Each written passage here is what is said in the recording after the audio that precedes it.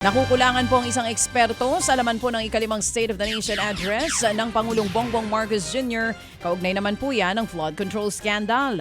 Ayon kay UE Political Science Professor Eric De Torres, binanggit ng Pangulo sa kanyang sona ang paghahain ng kaso laban sa kanyang pinsan na si dating House Speaker Martin Romualdez. Pero ang tingin ni De Torres, bitin ang pahayag ni PBBM dahil mas mainam daw sana kung tiniyak din ng Pangulo na mapapanagot ang iba pang sangkot sa katiwalian bukod sa kanyang pinsan. Kulang din daw ang sinabi ng Pangulong Marcos Jr. tungkol sa usapin ng budget para po sa taong 2027. Sinabi niya man lang na dito hindi natin hahayaang ang masalaula ang 2027 budget at magsisigurado tayo na magiging maayos, wala na yung mga insertions na yan or small committee na yan. So kulang in terms of doon sa pronouncement doon, ano. Pangalawa pa, kung papansinin natin, ano, napaka-abrupt nung pag-transition niya mula doon sa usapin ng flood control papunta doon sa usapin sa Middle East crisis. Kasi kung titignan natin, ano, yung sona niya kahapon ay pahayag na kung ano ang ginawa ng kanyang administrasyon. Tama naman, DJ Chacha, na hindi hawak ng administrasyon yung naging krisis doon sa Middle East.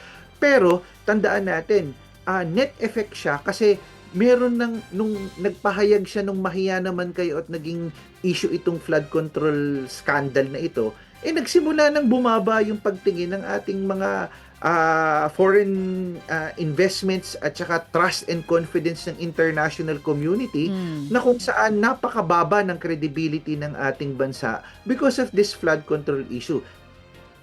Yan nga po mga kapatid ang tinig ni UE Political Science Professor Eric De Torres. Samantala, mariin naman pong pinabulaanan ni NBI Director Attorney Melvin Matibag ang alegasyon na mayroon daw siyang mansyon sa California sa Amerika. Ang giit po ni Matibag, wala silang ari-arian ng asawa niyang si Laguna Congresswoman Ann Matibag sa ibang bansa.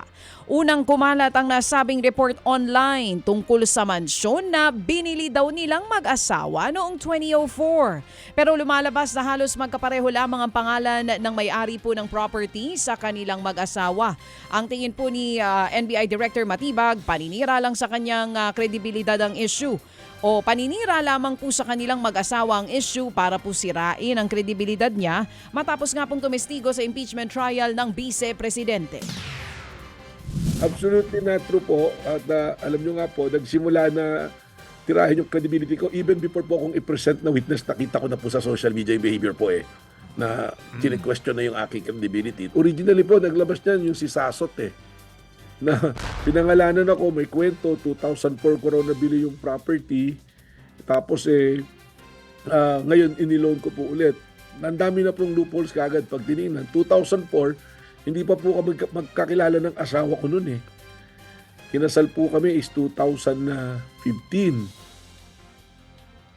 Yan nga po ang tinig ni NBI Director Attorney Melvin Matibag. At kahapon nga po sa aming panayam, sinabi po ni Attorney Melvin Matibag na sila daw po ay pag-aaralan nila yung pagsasampa ng kaso dito po sa mga tao na nagpakalat ng maling impormasyon online. Humingi na po ng paumanhin online din yung binabanggit po na vlogger nitong si NBI Director Matibag. Ang tanong na lang ngayon kung itutuloy pa ba ang kaso pagkatapos pong manghingi ng sorry. Yan po ang tanong ngayon. NBI Director, itutuloy niyo po ba para po ba may magtanda o okay na po ang isang sorry? Yan po muli mga kapatid, ang tinig ni NBI Director Attorney Melvin Matibag. Samantala sa ibang balita, suportado po ng Pangulong Bongbong Marcos Jr. ang pag-amyenda sa Bank Secrecy at Anti-Money Laundering Law para lalong paigtingin ang paglaban sa katiwalian at maibalik po ang tiwala ng publiko sa gobyerno. Sa inilabas pong ulat pagkatapos po ng kanyang sona, nangako ang Pangulong Marcos Jr. na isusulong niya po ang tinawag niyang sound economic governance at financial inclusion sa gitna daw ng tumitinding tensyon sa ibang panig ng mundo. Bahagi po ng panukalang Banking Reform for Integrity, Good Governance, Honesty and Transparency o BRIGHT Act ang isinusulong na amendment sa Bank Secrecy Law. Kabilang po ito sa priority bills ng Administrasyong Marcos Jr. Mga kapatid, patuloy po kayong tumutok sa 105.9 True FM para sa totoong balita, impormasyon, music and entertainment. Mag-subscribe sa aming YouTube channel at podcast at sundan nyo kami sa Facebook, Instagram, X at TikTok sa True Network PH. Bisitahin din po ang aming official website, truefm.ph. At panoorin din kami sa True TV Signal, Channel 19. Kami po ang 105.9 True FM. Laging true sa'yo, kapatid.